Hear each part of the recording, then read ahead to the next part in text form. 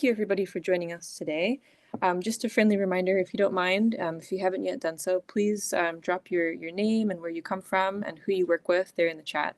We'd love to know where everybody's from today. So welcome to the session. This session is Empowering Educators, Tools, and Resources for Foreign Trained Professional Career Acceleration. My name is Lee Kramer. I'm the Executive Director of Career Ladder, and we are a Nebraska-based nonprofit. We work with internationally trained professionals who would like to use their degrees and work experience in Nebraska and beyond. And I'm joined here by two of my colleagues. I will let them go ahead and introduce themselves. I can go first. My name is Michaela Santos. I'm a senior program manager at WES. WES is a nonprofit social enterprise that supports the educational, economic, and social integration of immigrants, refugees, and international students. Many folks know us for credential evaluations, but we also do work shaping policy, designing programs, and also providing philanthropic funding through many partners that we partner with, like Lee and Career Ladder. Julie? Hi, Julie Clark, Associate Director for the High School Equivalency, the Kansas Board of Regents. I am very grateful to be here today with Lee and with Michaela, ready to talk to you about internationally trained professionals. At the Kansas Board of Regents, we've recently partnered formally with Career Ladder to bring internationally trained professional work to the state of Kansas and start rolling out those programs. And I'm just excited to start showing you all what we're doing to support that work.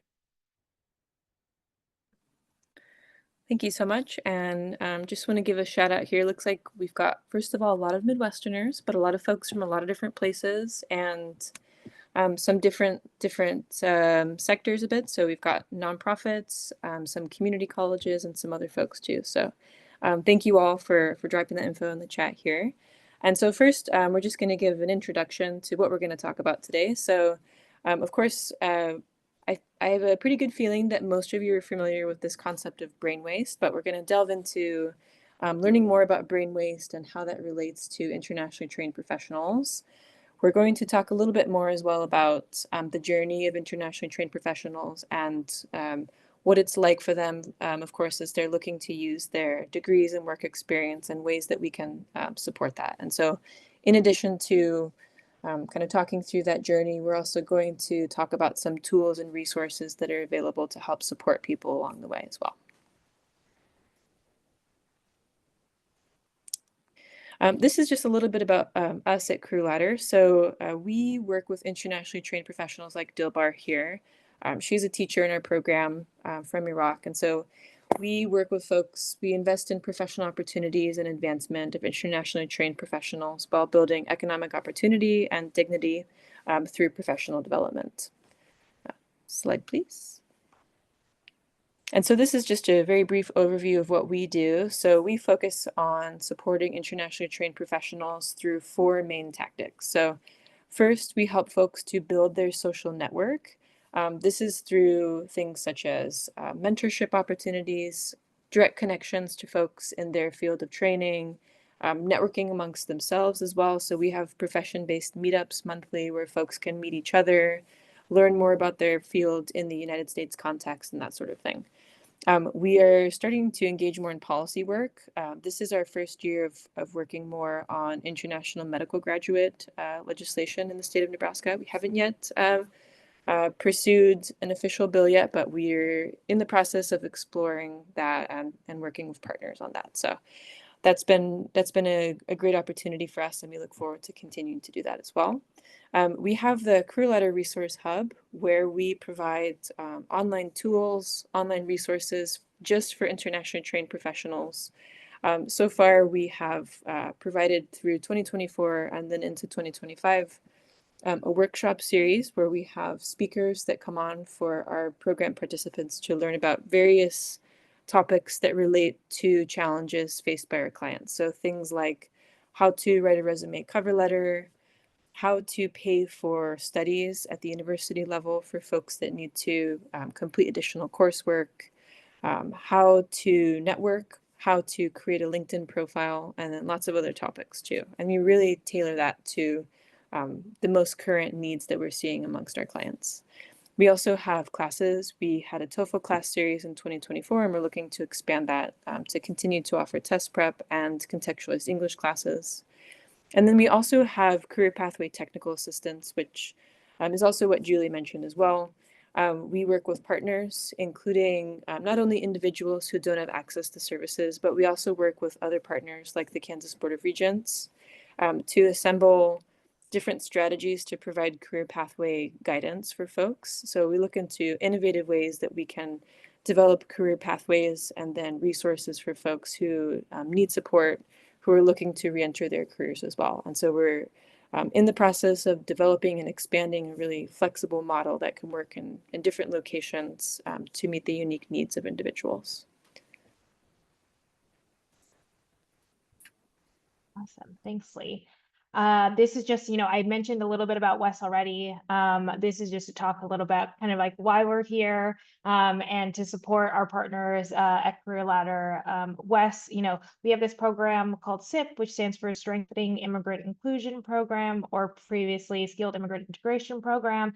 And in that program, we offer technical assistance, coaching, network building, et cetera, to states, state and local governments, nonprofit organizations, colleges, et cetera. And in that, we partnered with Career Ladder like ages ago. I think they were one of our first cohorts back in 2018, 2019. And we've definitely done an amazing work with them, seen them grow a lot, and more recently partnered with them on that TOEFL pathway and teaching pathway that they did, they launched last year. So definitely happy to be here, happy to support and provide some additional context about brain waste and credential evaluations.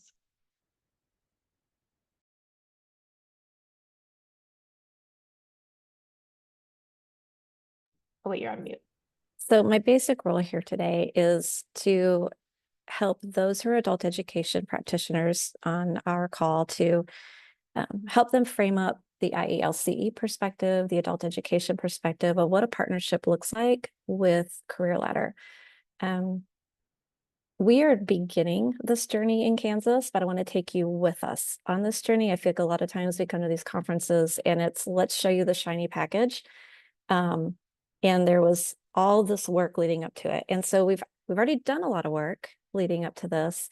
But one thing that we are light on in adult education are resources that you have in your adult education program already to help internationally trained professionals. So we're going to take a moment.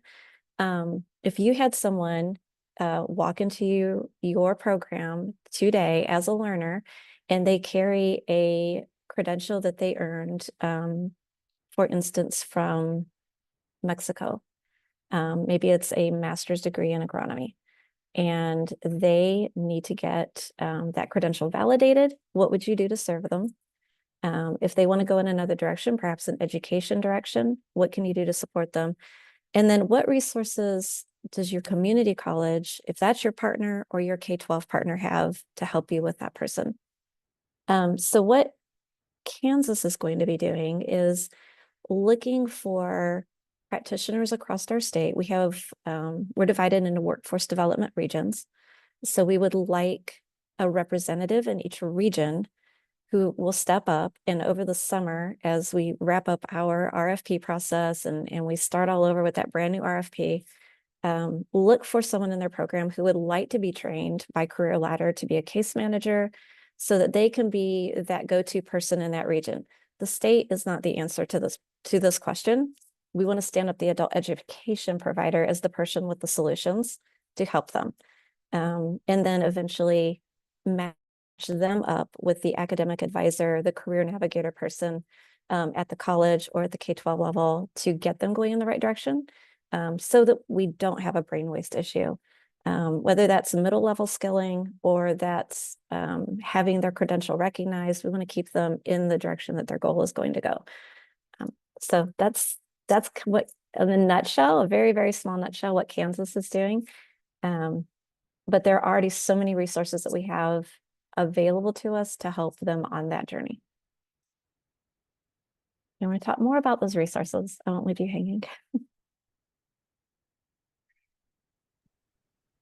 Awesome. I think before we get into those resources, Before we get into those resources, I'm just gonna lay some context. I hopefully, maybe folks in this room, have worked with internationally trained professionals or, whatever they might be referred to in your state. I know they're called immigrant professionals, skilled immigrants, etc.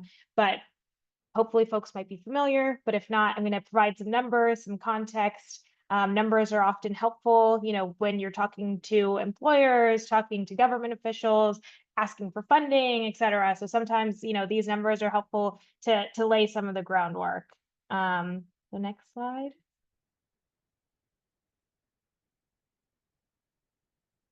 So this first one is just that immigrant households contribute over $650 billion in taxes in 2023. So that's, generally annually. And they make up 18% of the US labor force. And nearly 1 in 4 workers in the STEM field is an immigrant.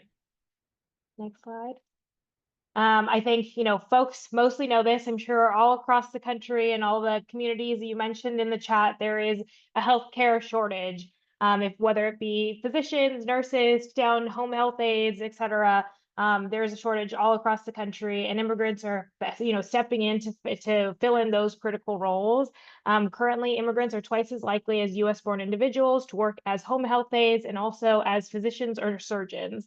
15% of nurses are born outside of the US, and then 28% of health aides are also born outside the US.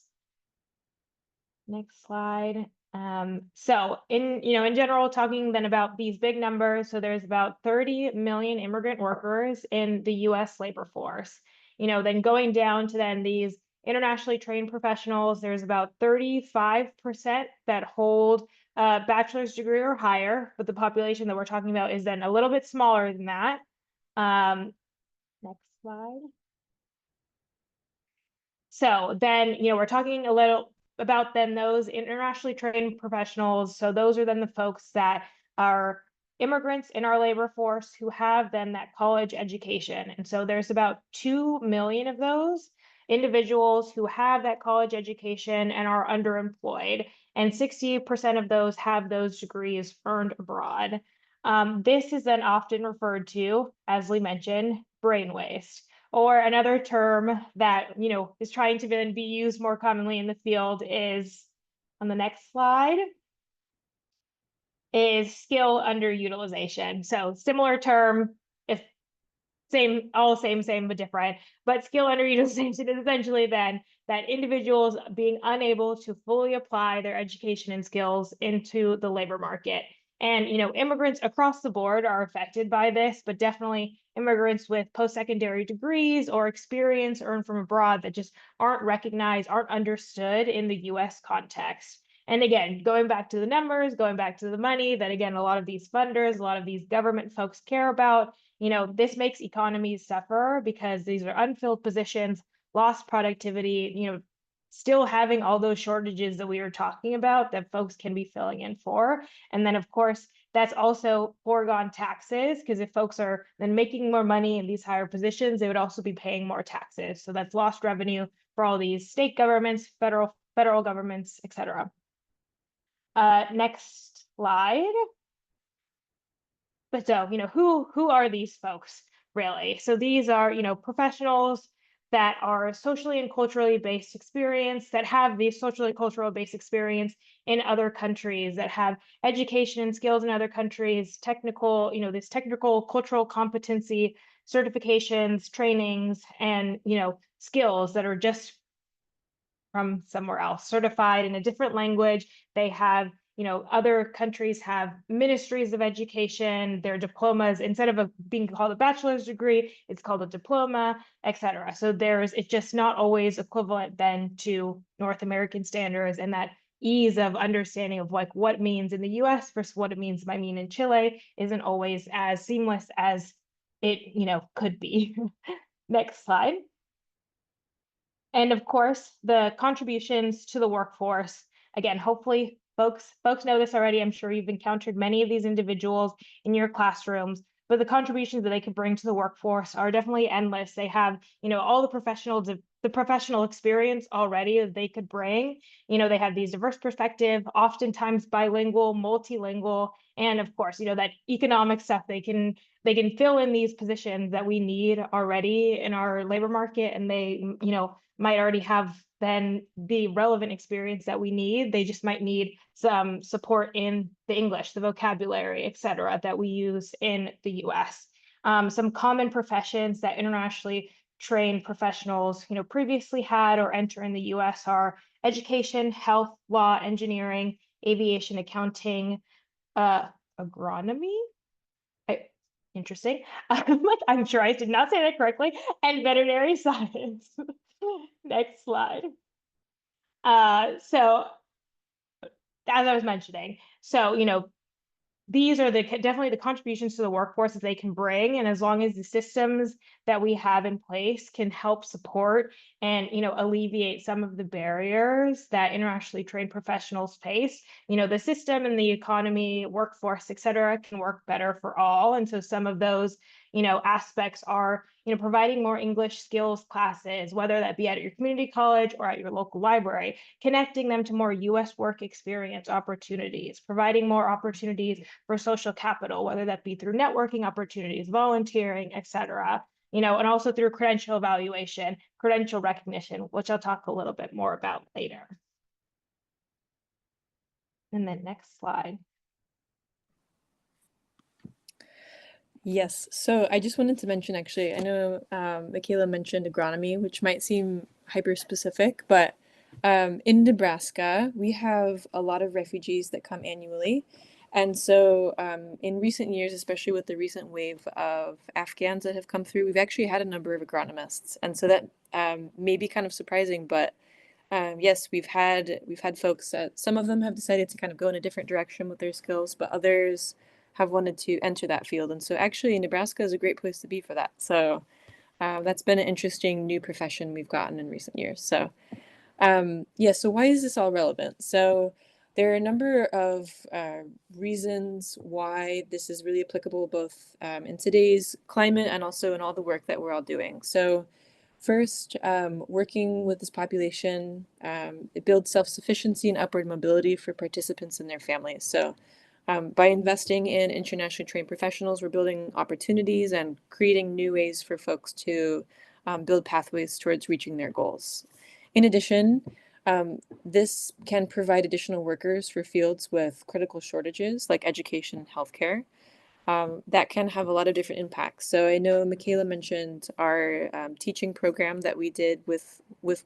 We were part of the teachers cohort over the last couple of years. And by investing in teachers or foreign trained teachers, that's a great way to get talent into the classroom that not only they have the similar experiences of students in the classroom, but also they can help support students to have better grades and to actually show up in class. So we know that there are studies that indicate there are really positive outcomes associated with having teachers that reflect the students in the classroom, of course. And by investing in the workforce for healthcare, we can decrease shortages of healthcare providers. I don't know about your states, but I'm pretty sure most of our states have shortages with nurses and doctors. Many counties in Nebraska have no primary care physicians, which may be kind of shocking, but for really rural counties, maybe they share with other places. So this is a great way to hopefully address some of these shortages and provide additional employees to fill those roles. Also, it helps to decrease dependency on recruitment of labor from other regions. So a lot of our states already have talent in the state. And why send those folks elsewhere to get educated and enter their fields when we could keep them? And in Nebraska, we've got folks that leave to do medical residencies and to do other positions that are easier to get licensed in other places. Why do that when we could keep them in the state? And we can increase opportunities to get tax contributions from folks who have more to give, and we can expand the numbers of professionals with multilingual skills, which is also really great. Again, for folks who are in those service positions, whether healthcare, education, if you're working with multilingual populations, having those skills is really helpful.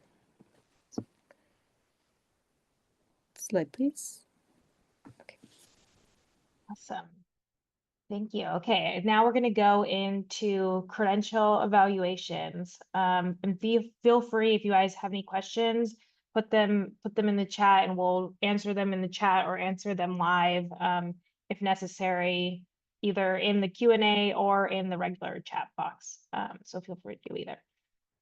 Okay, so credential evaluations. So what is a credential evaluation? So it's a document that verifies education and degrees from one country in the context to another country's education system.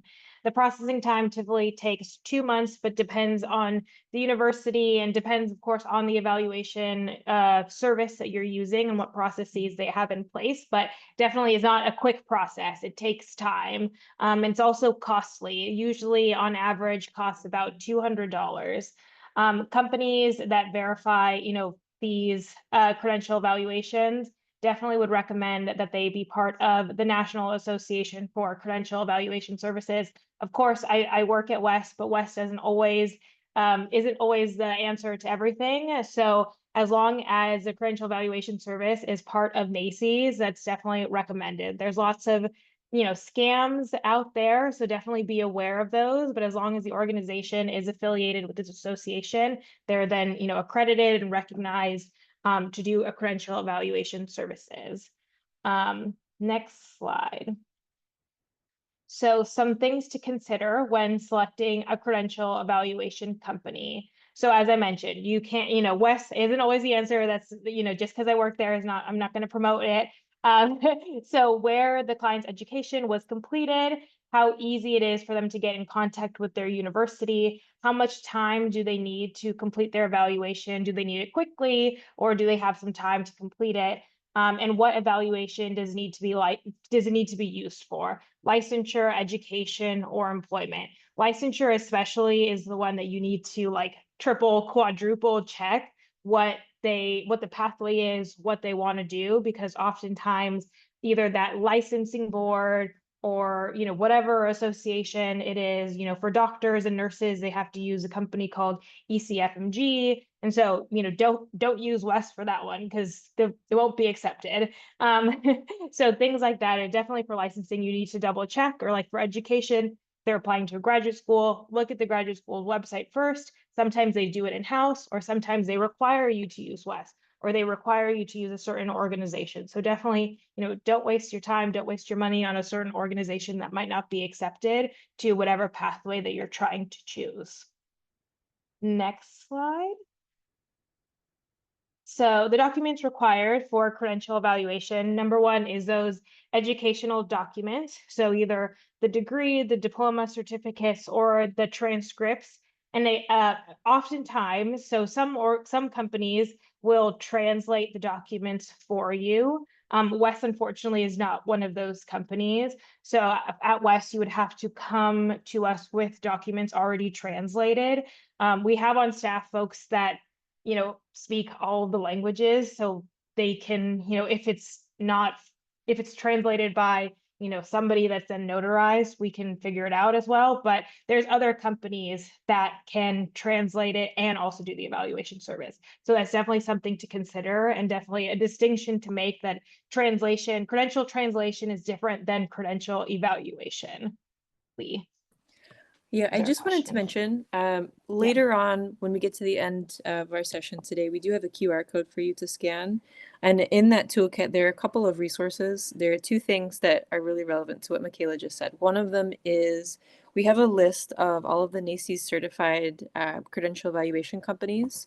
And the second is we have a resource from, I believe, the American Translators Association, of how to find certified translators as well that can do document translation. And I got both of those from you, Michaela, I think. So that'll be there for those of you that would like to access that later.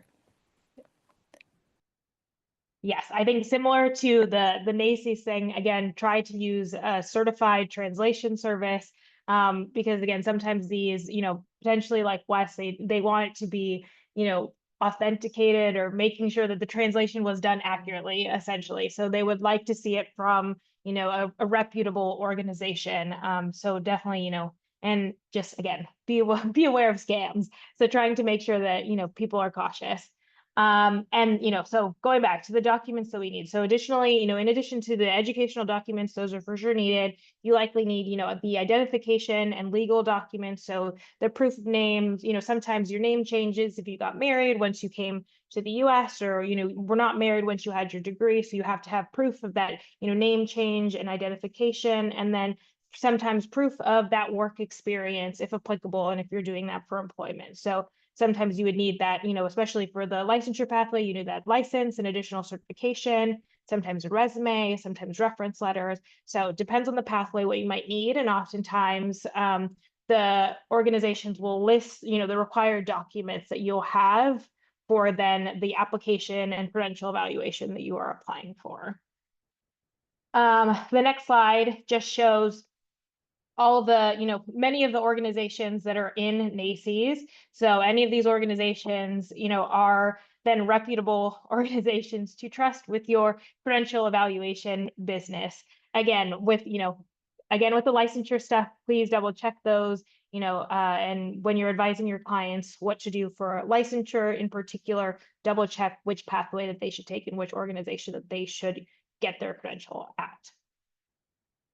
The next slide. And so I think this is covered a little bit already, but the uses of these credential evaluation commonly are for university applications. Graduate schools oftentimes, require this because then you need to show proof that you had a bachelor's degree before getting a master's degree or PhD in the United States. Licensure process, job applications, sometimes employers in the US, if they require a bachelor's degree, to be considered for the job, a credential evaluation from West will show that you prove, you qualify and, meet those requirements. Any other sort of decision-making or course requirements for, universities or, additional support. And then the next two slides are just samples of what a credential evaluation might look like. So this first one this is just at West. I'm not sure at other organizations, but at West, you can do it by degree. So if it's just a master's degree, you got a master's degree here, it's equivalent to a master's degree in the United States. And it could be a simple like one-page document that looked like this.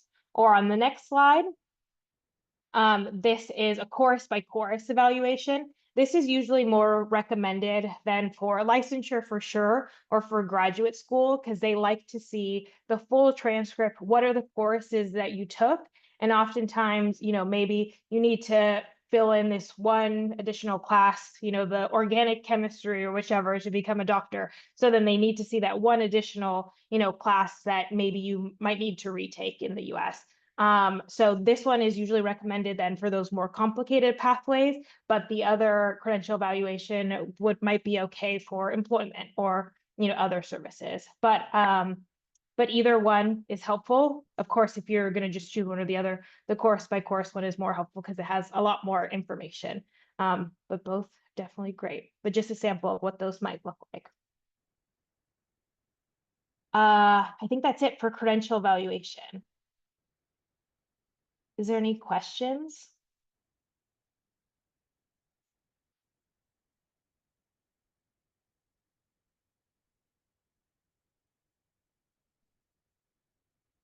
Oh, I see a hand. Oh.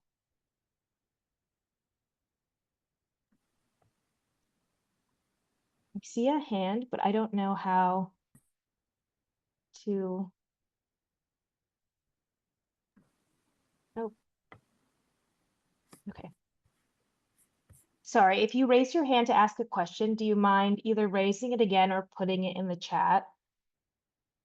Okay, how do I view? And then, do you see it? Oh, here.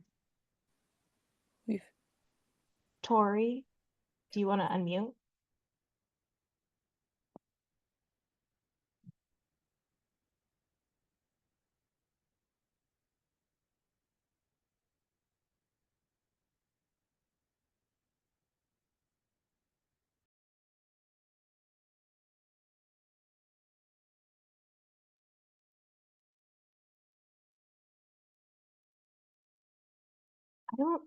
Do you hear the questions? I think we might have to do questions in the chat.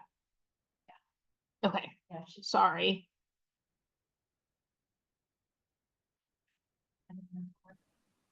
So I see a question that says, you mentioned there was a way to receive a training from you. Is this about Wes? If this is about Wes, we can do trainings on credential evaluations. But if this is about career ladder and career navigation, I think we would also say yes. Yes, Wes does help with obtaining the transcripts from foreign universities. We use digital transmission most of the time now. So usually it's either like an email or like a account, etc., that you would need to set up and send to whatever is equivalent to like a bursar office, an administrative office of your previous university, and they would just need to like log in and upload your files that way.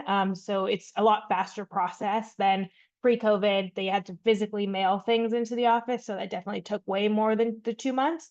But they do help with then that digital transmission. Cool. Okay. Feel free to ask any more questions in the chat, and I can answer them in the chat as we continue the presentation.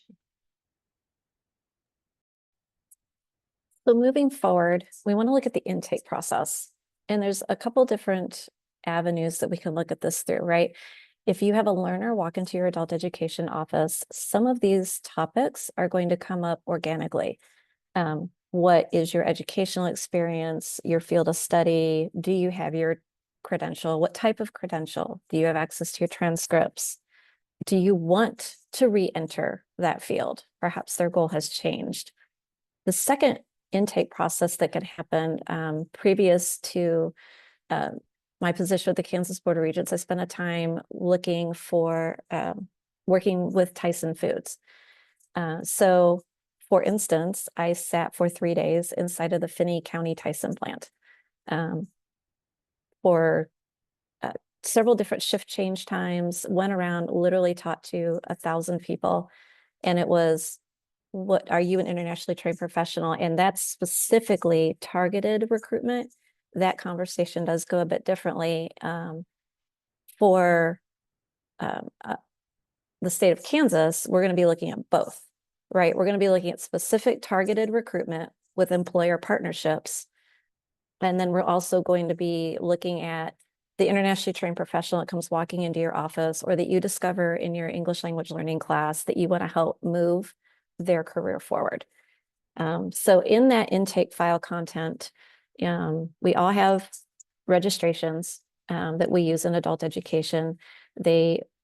Gold standard is that every single program is using the exact same registration for the intrinsic purity of your data with no text fields. Text fields are the enemy of good data.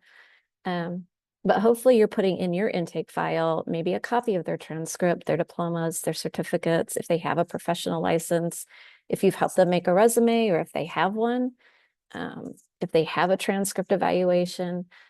Hopefully that's all in with your intake paperwork. If anything, it can help them down the road if they lose theirs. You've got a copy for them, but it also helps, we have a lot of different practitioners. And so maybe the career navigator met with them, but then the English language learning teacher needs to look through their file and they have the same information that the career navigator had when they were trying to assist the internationally trained professional. So some key intake questions. I really try hard not to start off with, do you speak English? I try to start off with what languages do you speak and let them tell their story. Many of them are polyglots or speak 2 to 3 languages already. I like to know what their prior professional work experience has been. We worked with a gentleman from Iraq who told me that he was an electrician. Well, that's great. But let's not stop there, because come to find out, he was a professor at Baghdad University teaching electrical engineering, which is a whole different gig than I'm an electrician. So you want to definitely check on the work experience, check on the educational experience. Ask them if they do have academic copies, have they been evaluated, where they were evaluated. As Michaela mentioned, there are a lot of companies out there praying on internationally trained professionals, and they are throwing good money after a bad product. So look at their resume. Work authorization is going to be important, especially in this brand new culture that we're working in inside of internationally trained professionals, and helping them with some of the challenges of having their work recognized and validated in the US. So all of these things are going to be important questions for what path, as we mentioned earlier, you want to move them down. Yes, I'm just making sure you saw my hand, Julie. Yes. Yeah, yes, thank you. So another way to look at this as well from more of a case management standpoint is that sometimes these questions or these documents may not seem relevant at the time, but I think that they're still very valuable to collect, and there are a couple of reasons for that. Partly, as many of you have probably seen with folks in your programs or folks you've worked with or met, the process to transition into your field of training again can take a really long time. And so sometimes a lot of my clients are more at the beginning of their process. And so this can be definitely a multi-year plan, you know, working towards different aspects of reaching their goals in the short term, medium term, and long term. And so sometimes some of this information may not be useful right now, but it might be in a year. And so it's helpful for you as a service provider to have a good context of what somebody's bringing to the table in general to get kind of a big picture of what the landscape is of their experience. And as you go through, and we'll talk about this in a bit, but as you go through kind of the goal setting process and you're trying to get a sense of what all of the potential barriers that individual faces or things you may need to work on, all of this can help get you a better picture of kind of what things you'll be focusing on and what challenges that person may have.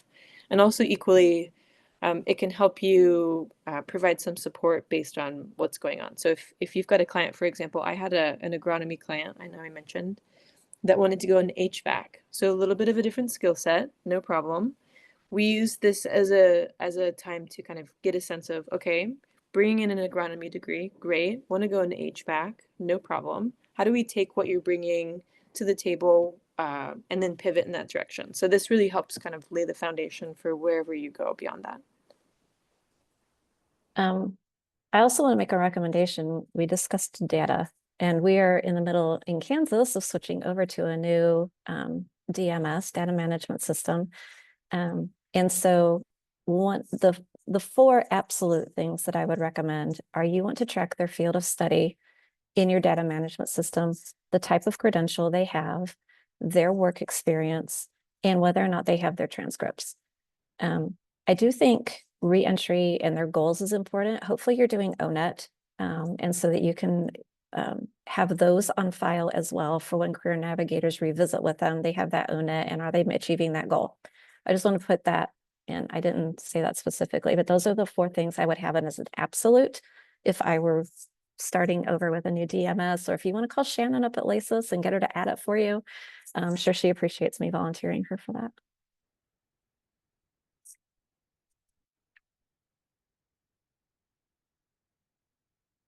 Other ways to verify experience. We had a slide briefly there on soft skills. That is extremely, extremely important. We say to high school seniors all the time, well, what's the point of doing all this volunteer work? What's the point of getting a job? And what's the point of going to college if I'm going to go be something that does not require a college education? And we tell them, well, an employer knows that for 4 years of your life, you showed up on time for something and you completed a task and you got a piece of paper to show for it. That's why we want them to do volunteer experience. It's the same when you sit down with someone, an internationally trained professional. You want to find out where have you worked before, what kind of volunteer experience you have. They have a wealth of life lived before coming into your office. And if you can help them articulate that and put it on a piece of paper, you now have a resume. And those are all very important things to help prop them up with. There's other ways also to verify experience. Skills tests a lot of English language learning students want that printout, and when they're done with their TABE or their CASAS, to show where they scored. They're proud of it, and they want to use it to show employers, this is where I'm at in terms of my training or my language learning. Formal, informal record of all trainings, of course, is very important. Courses, workshops. This was really demonstrated to me very heavily with a student I had when I started helping her write her resume. I told her, I said, first, you go home, write your resume, bring it back. Let's look at it together. I want to see what you're thinking. And she had written down bloodborne pathogen training for a volunteer position. And I never even would have thought of writing that down on a resume. But she did a great job of really gleaning her lived experience and making that into something that's valuable for going and getting a career. So if they have photos in their phones, you could start looking at those and turning those into valuable work experience. Work samples is important. Maybe they were in drafting or architecture in a different country, but if they have a sample of something they've done, perhaps it's not in the same language, although the labels and everything on it, but it is a sample of their work showing that they are capable of doing the job that there is in front of them. If they have memberships in professional organizations, if you can help them sign up for some of those memberships, that's important too. Lee?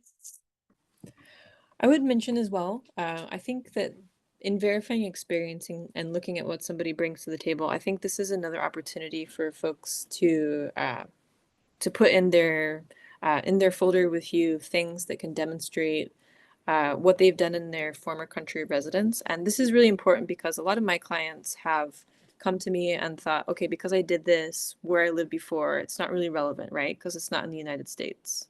Or should I put this job on my resume because it wasn't in another country? Or should I leave it off? And so I think that some of where our services come in, whether you're at a community college or a nonprofit organization or whatever hat you wear, I think it's working with folks to identify, yes, this is still experience that's really valid, even if you did it in another country. And this is an opportunity to kind of coach folks along the way of like, here's how you can talk about what you did in a way that fits this particular context. So whether that be, somebody's actually applying for a job right now, they want to fit some of that into a cover letter or something like that.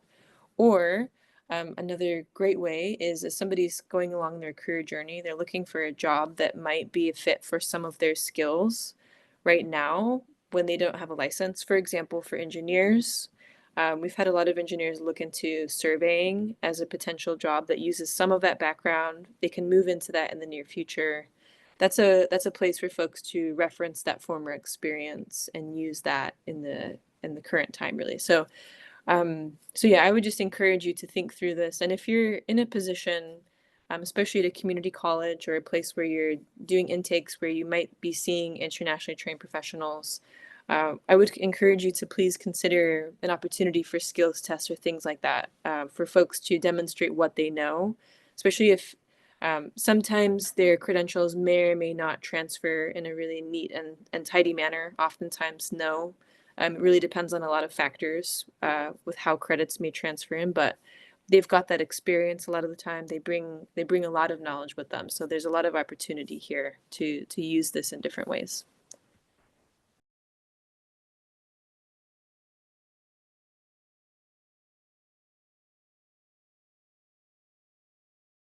So identifying service needs and goals. And this is kind of phase 2. You're meeting with your learner. You have looked at fluency. You've looked at work readiness. You've looked at all of our WIOA barriers and figured out what's there. Now we're looking at service and goal setting. We've established that baseline. Look at service and goal setting. And so this is going to sort of take us into that next phase of what do we do now? So there's the obvious, right? Credential recognition, employer awareness. A lot of employers, I found this particularly true at Tyson, at Michael's Foods, a lot of different, especially larger workplaces, they were a bit shocked at the number of individuals that we found who have a secondary high-level credential from their home country, and they're cutting meat for a living. And they could be contributing to some of the employment holes. A great example was a pediatric anesthesiologist who was slicing ribs, and she really wanted to get back into the medical field. She ended up with a middle skill level position, where she was then moved into the clinic at the plant and was able to get back into helping people medically, and that was her goal. And now they have a bilingual team member who is able to speak with people who are experiencing a really chaotic moment at work, and she's able to help them immediately. And the employer was, until we had a survey and an intake and a recruitment, the employer was completely unaware of those skills. Cultural literacy skills can be a barrier in the United States. If any of you had firsthand experience with Afghanistan resettlement, when we pulled out of Afghanistan, you have 70, 80, 200 new Afghan individuals move to your neck of the woods. They go through their day-to-day life just a little bit differently. That new American piece is very, very important. You don't want them culturally to already highlight themselves as someone who might be difficult to work with, or have that learning curve fitting in at work socially. It's very important to help your learner with that. English language skills can be a barrier. Costs to those things can be a barrier in adult education. IELCE funding can help with transcript translation, especially if that learner is helping with your program in terms of your measurable skill gains, program performance, and then the life obstacles that everybody has, right? How do I get there? Who's going to watch my kids? And when is it going to happen? And is there going to be food? So, and you may ask, why am I so extremely passionate about this? Hector Martinez is our state director, and he's an internationally trained professional. So yeah, it's starting to get personal now, right? I've worked with Hector for a long time, and it's very important that we start to fill this gap in our culture in Kansas. And we've talked about it so much that Lee is starting to get the attention of Kansas University being interested in a healthcare pathway. So it's growing. Workforce development and filling those labor holes is going to be very, very important. And I think internationally trained professionals is a key to helping with that. Lee, you have anything on this one? I think the main thing I would add here is just that all of these are really important.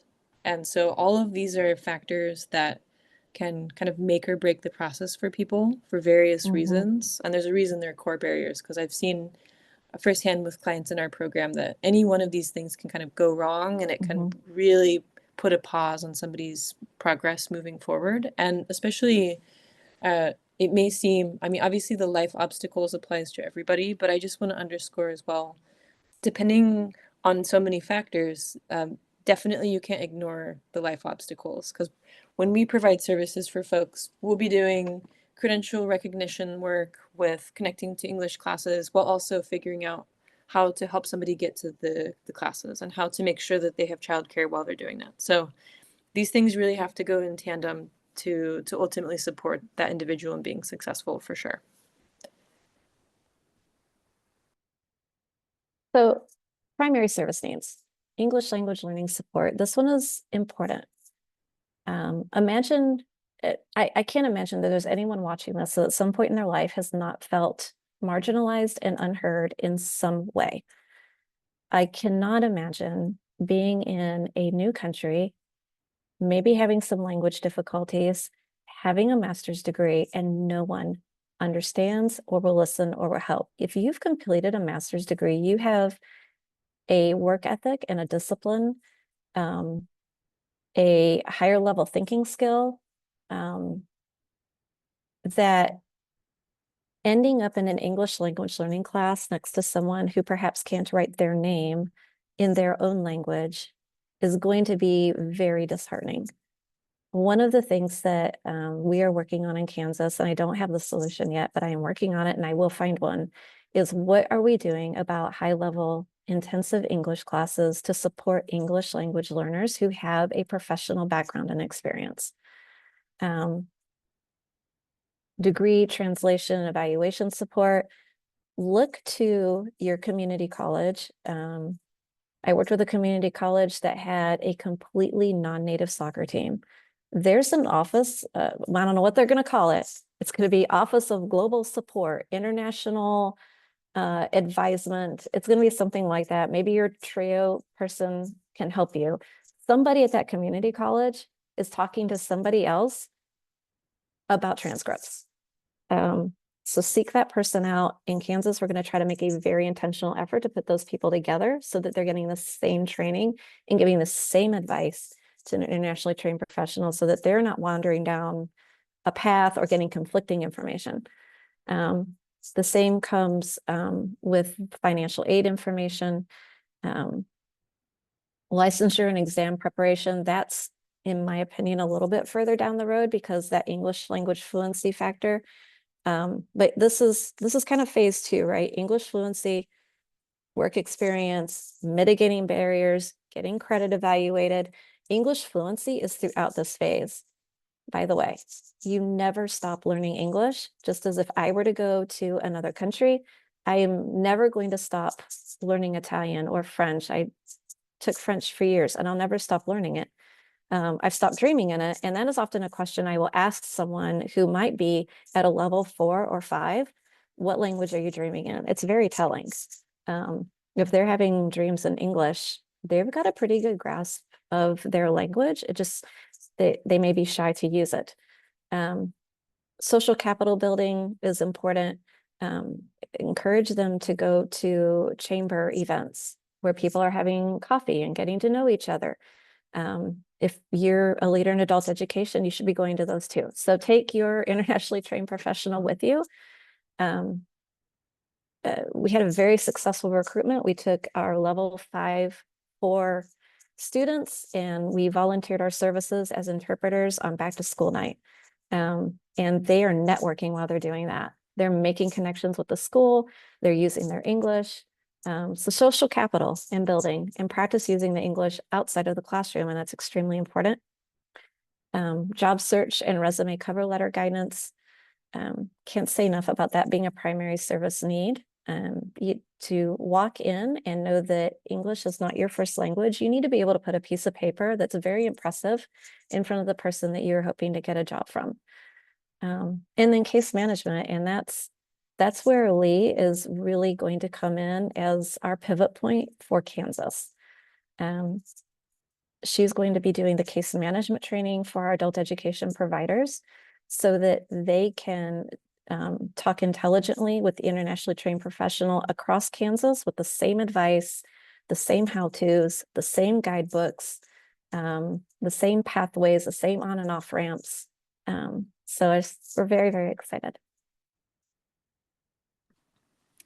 I just wanted to mention as well, I think we could talk about this slide if we were to break it out for about an hour. In fact, Julie and I did that recently at a conference in Kansas. And the reason I mentioned that is just because I think there's a lot that we could talk about here regarding how to really implement these things to support people. So with that, I just want to put a plug in as well.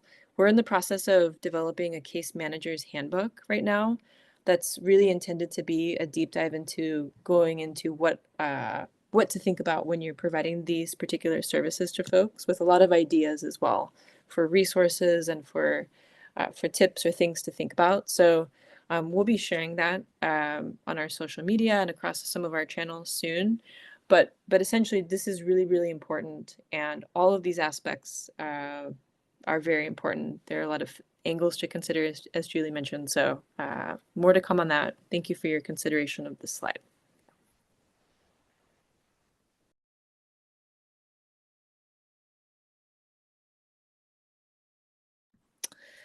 And now, just some questions, a moment to ponder before we shift to our final portion of our presentation. If you will, just take a moment in the chat. What challenges have you identified among clients that you serve? And then what resources have you found to address those obstacles in your program? So we'd love to get your feedback here. How are you finding resources to address some of those key challenges? Any key tips or resources you found? We'd love to see them.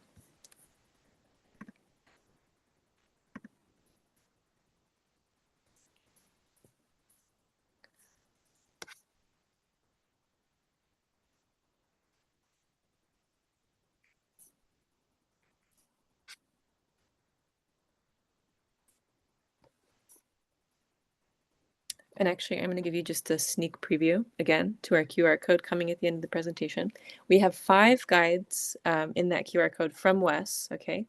And those are pathway guides regarding 5 different professions with some information about the different professions, how to think about it from a context of an internationally trained professional, thinking through different education levels and jobs that are related to that profession. So those will be available for you in just a moment, but there are a lot of resources like that. So if you've ever found any resources, love to hear about them here. Thank you for mentioning Upwardly Global. That's a great one as well. They share a lot of great things too. There's a lot of good stuff out there. So thank you for your consideration of that. And now the final portion of our presentation today, we just want to bring everything together here. How do we take what we know about this population, some of their challenges, some of the service needs and services we want to provide, and make a plan to really support people, whether we work at a nonprofit or community college or another context. So in developing a service plan, here are some key considerations.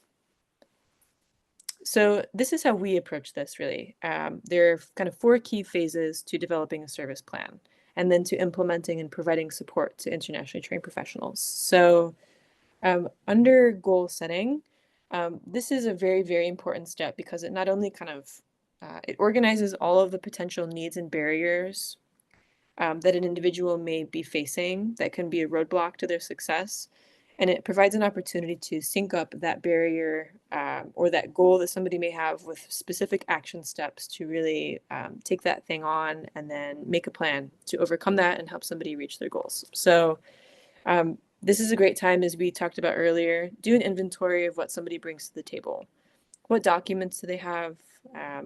What things that are concrete or not concrete are they bringing? So there may be aspects of their background that they didn't realize were important for this conversation. So it's great to just, get in the weeds a little bit, have a conversation, ask a lot of questions, figure out what they're interested in.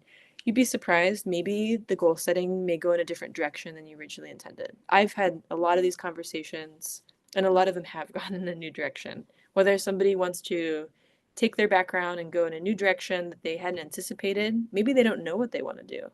Or if they do, great, maybe they didn't know how the process worked or how to accommodate for some of the challenges they're facing. So this is a great kind of exploratory phase to make a plan for folks. Also, then we take that and then we figure out how do we make this actionable. And so I really encourage you to think about working towards addressing some of these steps at the same time, because otherwise, as we know, this process can easily take years. Usually it does, right? Depending on where somebody's at in their process. So it's a great time to study English and also work on your credential evaluation and also potentially study for test prep, whether it's TOEFL exams or working towards studying for licensure exams in the future. Working on developing that career knowledge in the US context. So what's a CV like in the US? What should I put on there? What should I put in my cover letter? How do I tailor that to a job opportunity I'm looking into? And I also encourage folks to consider a local credential to get in their context. So for example, we know that employers are not naturally put off by a degree from another country.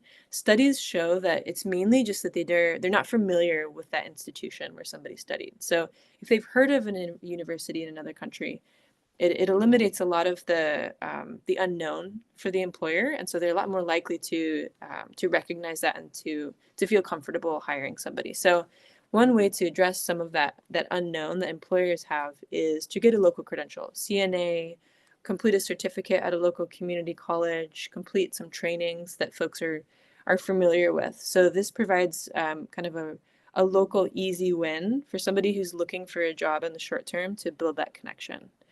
And then we continue this in the midterm, working towards the next layer of English requirements, then preparing maybe for licensure exams. So for nurses, starting to study for that NCLEX, completing any coursework that may be needed for licensure, getting a job that may be kind of a step up from that initial job for healthcare workers, moving maybe from CNA to the next step before RN, depending on what they're looking into doing. And then the long term obviously would be that final step, licensure, getting that job that they hope to get, lawyer, teacher, nurse, whatever it may be.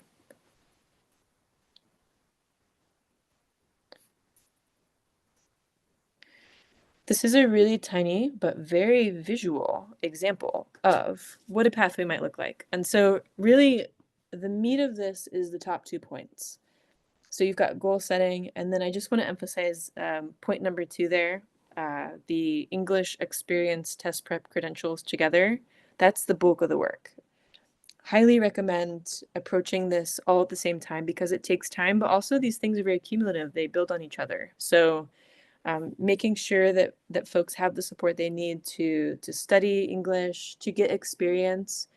If they don't have work authorization, no problem. Volunteering is wonderful. It can lead to job opportunities, or no problem if that's not in the cards right now. It can also build contextualized English skills. It can build your cultural understanding of the workplace as somebody's looking to build up that knowledge as well. And it's also just a great way to support people. We know that folks who are going through this sometimes can really have a hard time. And so volunteering is a great way to get people out of the house, meet people in the community, do something good. A lot of my clients have really enjoyed doing that.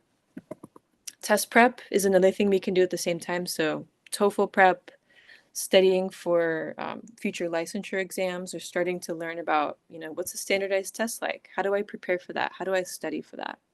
And then the credential piece. So the credential evaluations, getting things translated, completing all of those processes.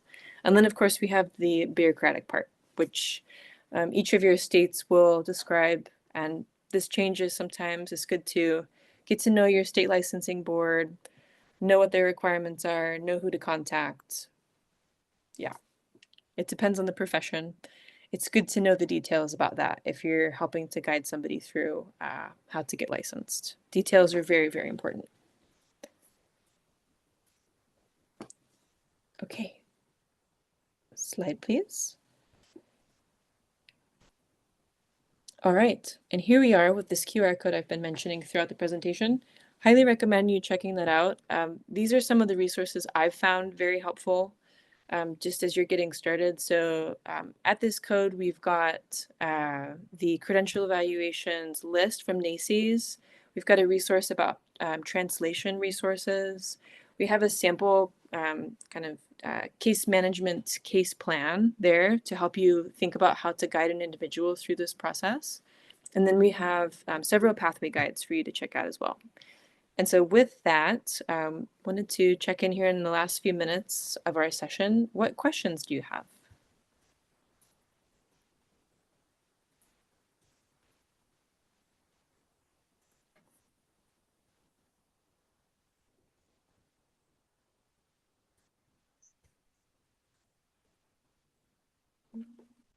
And we do have a link to that QR code in the chat as well. No problem if it's not working, or yeah, I just feel free put to it click that. in.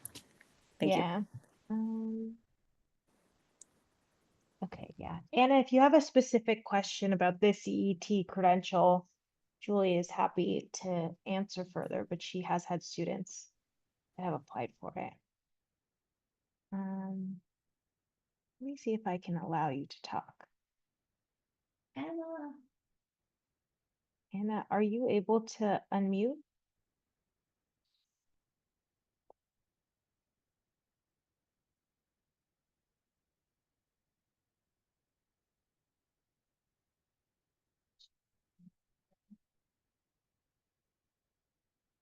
Can't hear you, unfortunately.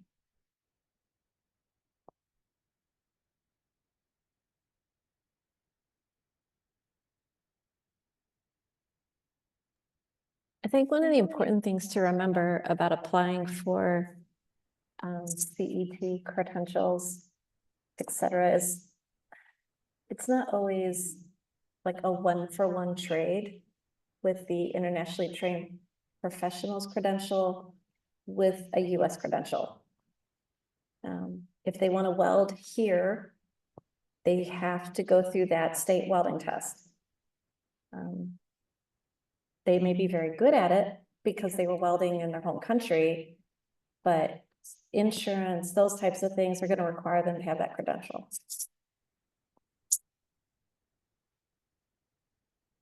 Anna, are you able to talk now?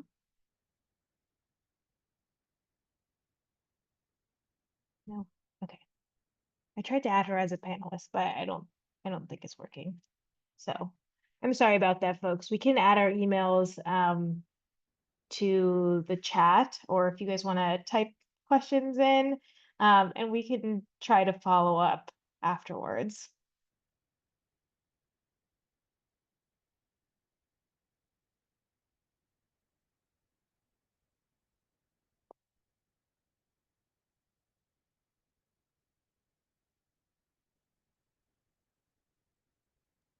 Anna, I see your note. I remember you from Salinas from the CAPE project. And we'll write down your email.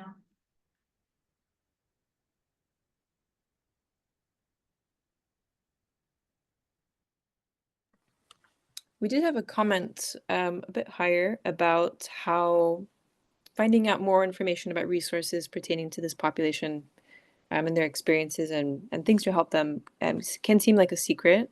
I totally agree. And I just want to give a shout out again to Wes. I know, Crew Ladder and Lincoln, Nebraska has been a participant in the SIP program since 2019.